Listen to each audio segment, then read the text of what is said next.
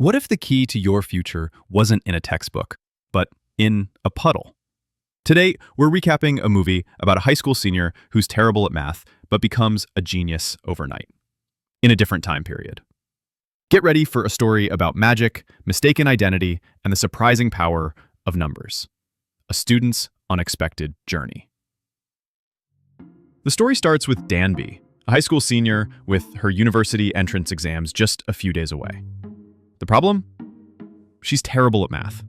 She's always falling asleep in class, which irritates her teacher. One day, he calls her to the board, but she can't solve anything. Frustrated, he scolds her in front of everyone. When she gets home, she ignores her books and just plays on her phone and listens to music. Her mom gets annoyed and says if Danbi studied math the way she memorizes song lyrics, she'd be a genius. She jokes that Danbi must have inherited her math struggles from her dad, and that no university would accept her like this. What really bothers Danbi is when her mom changes the channel to one of her favorite historical dramas. Danbi gives up and goes to her best friend's house.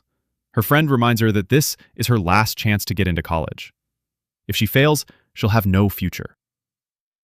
The next morning, Danbi wakes up late and rushes out, already behind schedule for the big exam.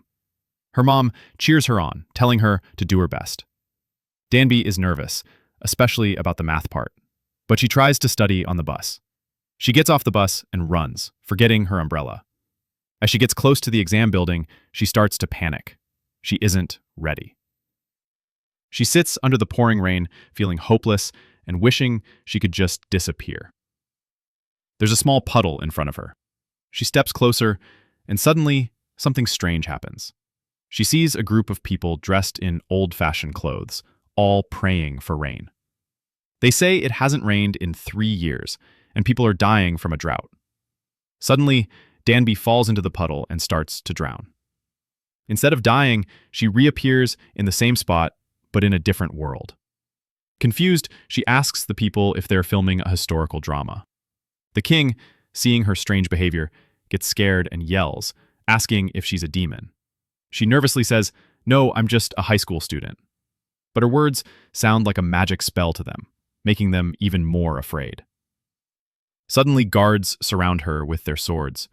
When she realizes the swords are real, she panics and quickly says, "I know why I'm here. Please, God, send the rain."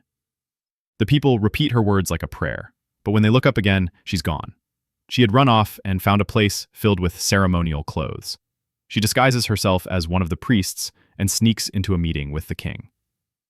During the meeting, the king announces that they must stop relying on superstitions and instead use science and math to solve the kingdom's problems. But the chief priest argues that this is dangerous nonsense. He claims math is just another superstition, and that the drought is because the gods are angry with the king. He says the only way to get rain is for the king to perform a sacred ritual with the queen. Danbi secretly slips away to look for her phone, but she gets caught. While she waits for the king, she hopes to escape once it finally rains. But the king shocks her by saying it hasn't rained in 3 years. He also says he doesn't like her and orders her to be executed immediately. She panics and begs, "Please wait, I'm just a student from the future who came here by accident." She tries to convince him she knows a lot about history, and when that doesn't work, she quickly adds that she's also brilliant at math. Intrigued, the king postpones the execution and tells her to prove it. He gives her a Pythagorean theorem problem. At first, she's confused and says she can't even read the words, but when she understands it's the Pythagorean theorem, she solves it quickly. The king is amazed. He says his own scholars usually take 3 days to solve a problem like that. From that moment on, everyone treats Danbi as Gossam, a male scholar. The king gives her a mission to teach math to the people. If she succeeds, he'll let her go home.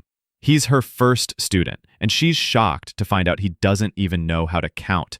She patiently starts from the very beginning, teaching him numbers, addition, subtraction, and even multiplication.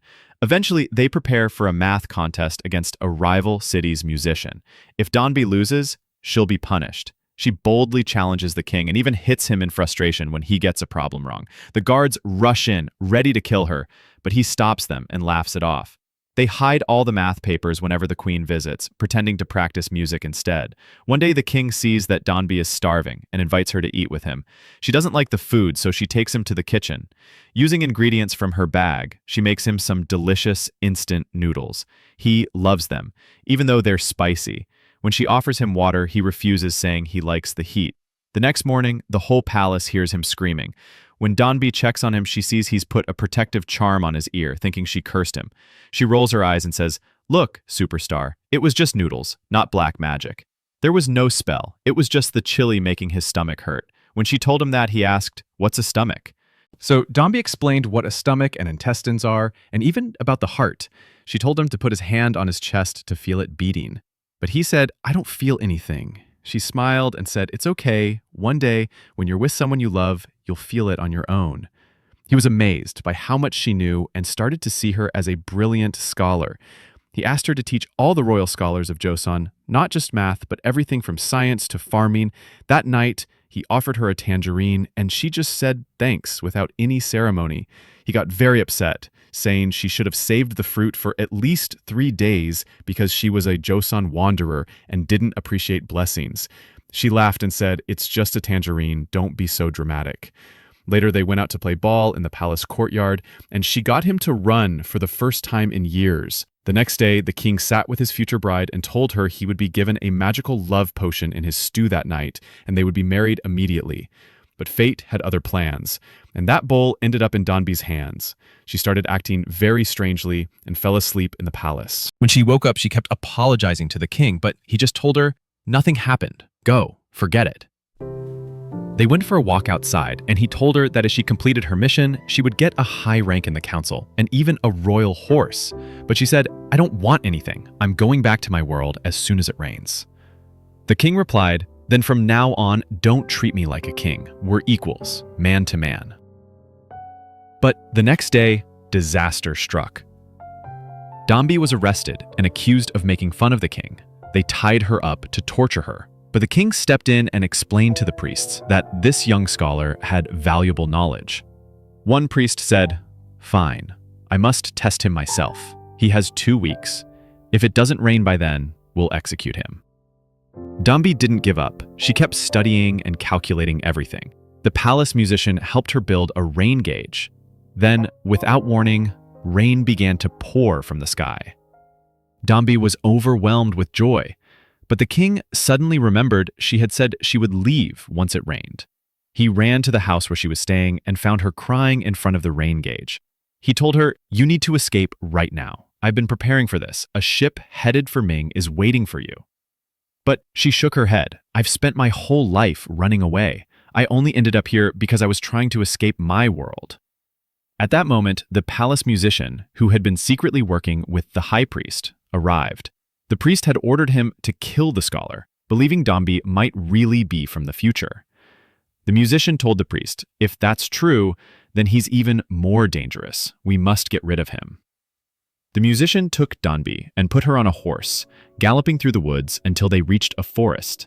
There he told her, "I've known for a while that you're a girl, but I'm a decent man. Your secret is safe with me."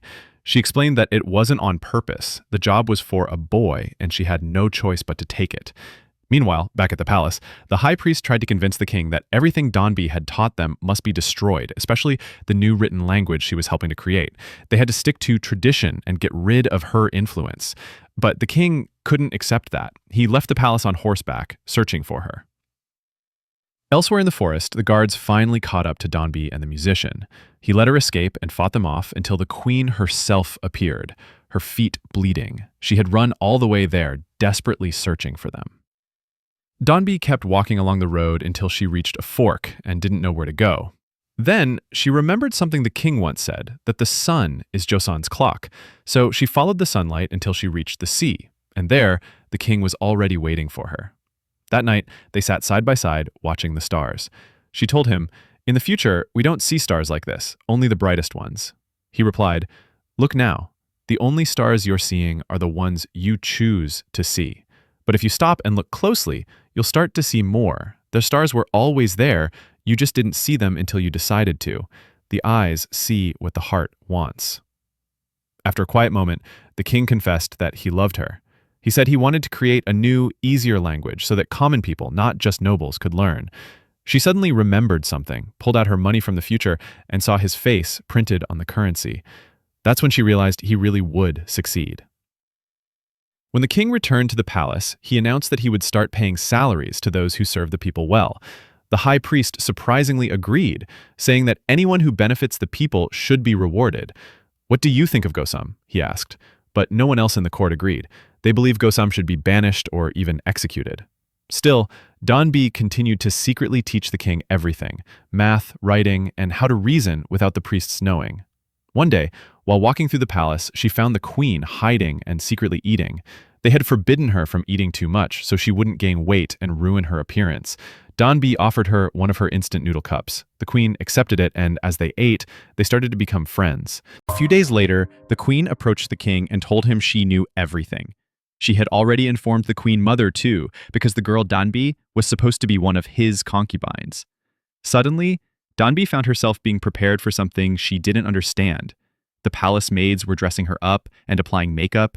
She had no clue what was going on until she realized they were getting her ready for the midday rest with the king, and that she was to become his first woman.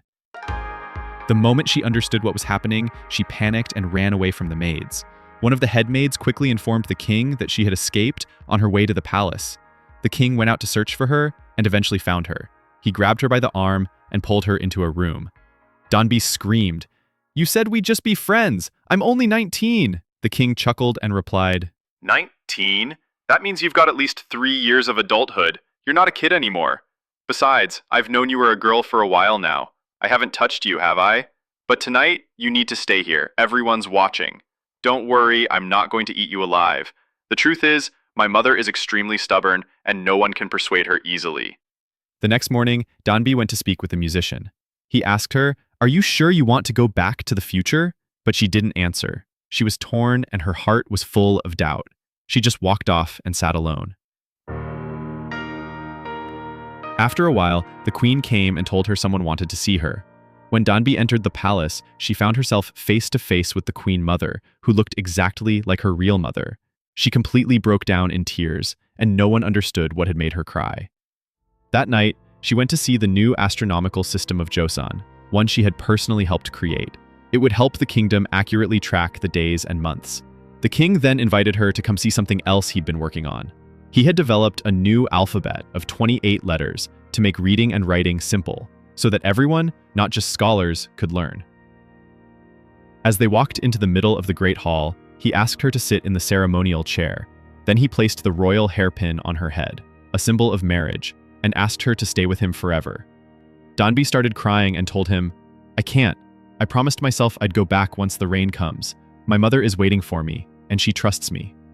The king gently replied, "Then go see her and come back. Let's live here together." But she refused again. He lost his patience and said angrily, "You're right. The future is better than this Joseon, which is full of sickness and disease. Do whatever you want." Then he stormed off, heartbroken. She remained in the hall, standing still, when suddenly she was struck on the head and knocked unconscious. Someone stabbed her with a sword, and the entire building was set on fire. When the king heard what happened, he risked his life and ran through the flames to rescue her. The next day, he summoned his assistant and said, "The ancient text disappeared last night." He accused the high priest of stealing it. The king grabbed the priest's hand and said, "Did no one teach you to erase all evidence after a crime like this?" Then he turned to Danbi and asked, "Was this the voice you heard?" She nodded. It turned out that the book in her bag had protected her from the stab. The king, furious, confronted the priest. "You knew what he meant to me. Why did you do this?" The priest answered coldly, "Because if that new language spreads, young people will start thinking freely. It'll create chaos. It will destroy the kingdom. I'm not afraid of dying. I'm afraid of the disorder that will ruin the future." The king replied, "Even if you try to stop it, I will build this system of writing for the people. I want to be someone who makes their dreams possible. Why should we fear a future we won't even live to see, a world we know nothing about?" But the priest wasn't moved. He fell to his knees and said, "Please execute me and end this." Soon, the sky turned gray and rain began to fall. Just lightly at first. Danbi went around the palace saying goodbye to her friends one last time before leaving. The king asked if he could walk with her to the farthest point. They walked side by side until they reached the seashore. There, Danbi stepped into the same puddle she had once fallen into and allowed herself to sink again, just like before. Moments later, she re-emerged back in her own world. She looked around and realized that only a few seconds had passed. There was still time to make it to the exam. She ran as fast as she could toward the test hall and saw her teacher waiting. The entrance exam had just started. She rushed to her seat and took the test. Later that day, she returned home and found her mother waiting for her. She ran into her arms, holding her tightly. Everything about Danbi had changed. Her behavior, her perspective, everything had shifted after her journey. She had learned to value the people and things around her more deeply. Months passed. One day, as she walked out of school, the sky opened up and rain began to fall again. Suddenly, someone placed an umbrella over her head. She looked up and saw a face that was strikingly familiar. He looked exactly like the king of Joseon, but he simply smiled and said, "We met a long time ago on the bus. You dropped your umbrella." And that's where the story ends. If you've made it to the end, let us know what you thought in the comments and tell us what you'd like us to summarize in the next video.